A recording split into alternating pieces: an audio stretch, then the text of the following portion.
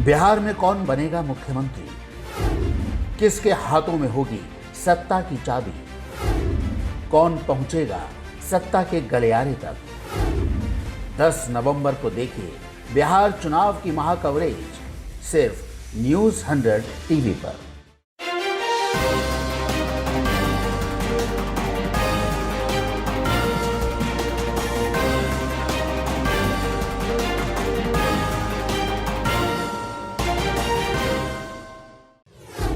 प्रधानमंत्री नरेंद्र मोदी जब से प्रधानमंत्री बने तब से गुजरात के विकास के लिए काफ़ी काम कर रहे हैं और कई सारे ड्रीम प्रोजेक्ट को गुजरात में स्थापित भी किया है।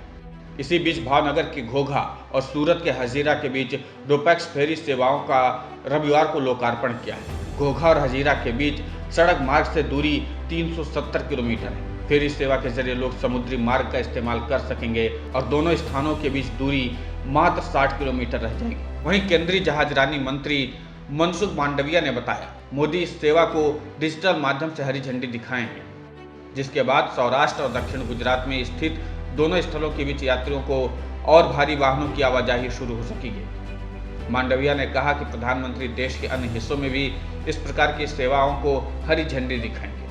उन्होंने कहा कि हजीरा में एक टर्मिनल का निर्माण किया गया है और सभी तैयारियां पूरी हो गई हैं। यह सेवा 8 नवंबर से शुरू हो जाएगी और टिकटों की बुकिंग सोमवार से आरंभ हो जाएगी। रोपैक्स फेरी वाहन से एक चक्कर में 550 तक यात्रियों, 30 ट्रकों और 7 छोटे ट्रकों और 100 दोपहिया वाहनों को ले जाया जा सकेगा। यह सेवा हर मौसम में और ऊंची लहरों के बीच भी चालू रहेगी। आपको बता दें कि प्रधानमंत्री नरेंद्र मोदी ने अपने कार्यकाल में हर जगह जलमार्ग के टूरिज्म को बढ़ावा देने की कोशिश कर रहे हैं। हालांकि इसका सबसे पहले प्रयोग गुजरात में ही कर रहे हैं। इसके बाद वो अपने संसदीय क्षेत्र वाराणसी में भी इसी तरह के प्रोजेक्ट के जरिए काम करेंगे। आपको बता दें कि वाराणसी में भी टूरिस्टों की काफ़ी संख्या में मौजूदगी रहती है। ऐसे में पीएम की कोशिश है कि इसके जरिए काफ़ी कमाई भी हो सकती है। इसीलिए पीएम लगातार जल यातायात पर ध्यान दे रहे हैं। मध्य प्रदेश में अब एक तरफ उपचुनाव का परिणाम आना है और दूसरी तरफ राज्य की सरकार सबसे बड़े सियासी बाबा के आश्रम में हाथ भी डाल दिया है। आपको बता दें कि इंदौर में कंप्यूटर बाबा के आश्रम पर स्थानीय प्रशासन ने बड़ी कार्रवाई की है। प्रशासन ने बाबा के आश्रम का अतिक्रमण हटाया। कंप्यूटर बाबा से 6 लोगों को गिरफ्तार भी किया है। कंप्यूटर बाबा ने हाल ही में राज्य में संपन्न हुए उपचुनावों में कांग्रेस का प्रचार किया था। प्रशासन की कार्रवाई को इससे ही जोड़कर देखा जा रहा है। कांग्रेस के वरिष्ठ नेता और मध्य प्रदेश के पूर्व मुख्यमंत्री दिग्विजय सिंह ने इसे बदले की भावना से की गई कार्रवाई बताते हुए विरोध किया है। कंप्यूटर बाबा के अवैध अतिक्रमण को हटाने के बाद प्रशासन ने दावा किया है कि जिस जमीन पर अतिक्रमण हटाया गया है उसका मूल्य लगभग 80 करोड़ रुपए है। संपूर्ण क्षेत्र का रकबा 40 एकड़ से भी अधिक है। यहाँ अब एक अच्छी गौशाला का निर्माण होगा, साथ ही यहाँ धार्मिक स्थल का भी विकास होगा। जिला प्रशासन द्वारा इस संबंध में विधिवत कार्रवाई योजना बनाई जाएगी और इसे एक धार्मिक स्थल के रूप में विकसित किया जाएगा। हालांकि प्रशासनिक कार्रवाई पर खुद कंप्यूटर बाबा ने भी आपत्ति जताई है। बाबा ने कहा है कि सरकार बदले की कार्रवाई कर रही है, लेकिन आपको बता दें एक समय पर बाबा मध्य प्रदेश सरकार के सरकारी गुरु हुआ करते थे। बाकायदा राज्य मंत्री का दर्जा बाबा को दिया गया था, लेकिन जब सरकार बदली तो बाबा ने भी पाला बदल लिया और उसी का नतीजा है कि बाबा अब सियासी भंवर में फंस गए।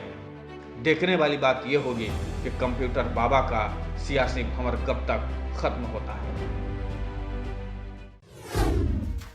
नोएडा ग्रेटर नोएडा की हवा लगातार बिगड़ती जा रही है। लगातार 3 दिनों से दोनों शहरों का वायु गुणवत्ता सूचकांक AQI 400 से 500 के बीच चल रहा है, जो कि स्वास्थ्य के लिए बेहद खतरनाक है।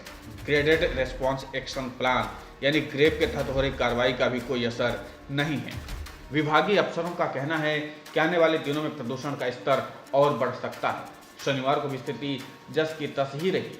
ग्रेटर नोएडा का AQI 428 दर्ज किया गया, जबकि नोएडा का AQI 426 रहा। देश के सबसे प्रदूषित शहरों की सूची में ग्रेटर नोएडा और नोएडा 9वें और 10वें स्थान पर है। देश का सबसे प्रदूषित शहर देहरादून 474 AQI के साथ रहा।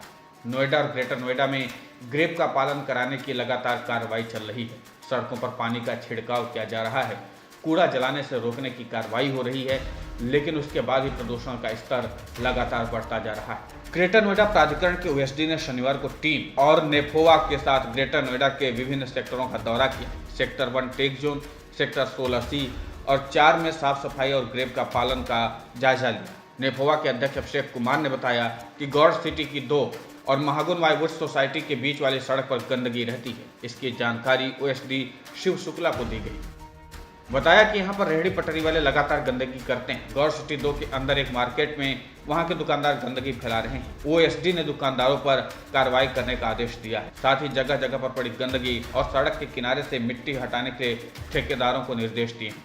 लेकिन सवाल यह है कि आखिर प्रशासन कितने प्रयास के बाद भी प्रदूषण का स्तर कम क्यों नहीं हो रहा। हालांकि इस बार तो ग्रेप और एनजीटी जैसी संस्थाओं ने भी काफी सख्ती दिखाई है, लेकिन बावजूद इसके पर्यावरण में कोई सुधार नहीं दिख रहा है।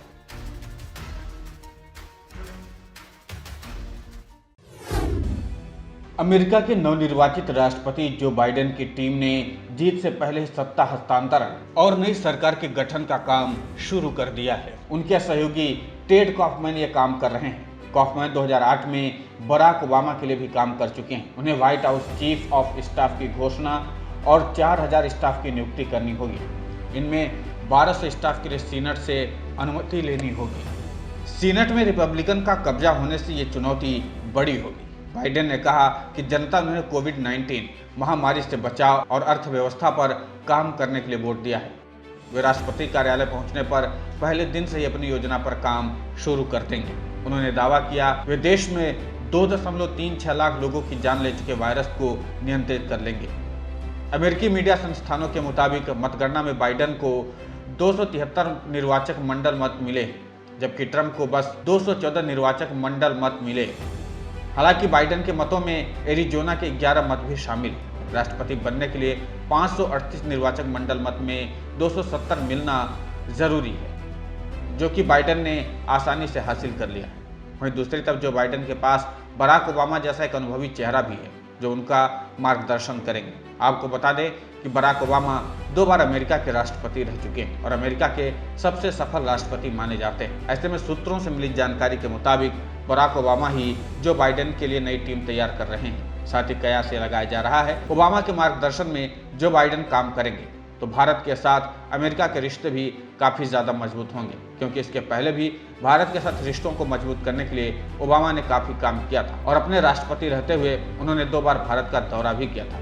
इसलिए माना यह जा रहा है कि भारत के साथ अमेरिका का रिश्ता काफी अच्छा होगा। साथ ही आपको बता दें कि अमेरिका में दूसरे नंबर की नेता कमला हैरिस हैं, तो जाहिर सी बात है अमेरिका इन बातों का ख्याल रखेगा। दूसरी तरफ उम्मीद ये की जा रही है कि कमला हैरिस के आने के बाद भारत और अमेरिका के बीच नजदीकियां और बढ़ेंगी, क्योंकि कमला हैरिस भी लगातार भारत के साथ रिश्तों को आसान बनाने की पक्षधर रही हैं।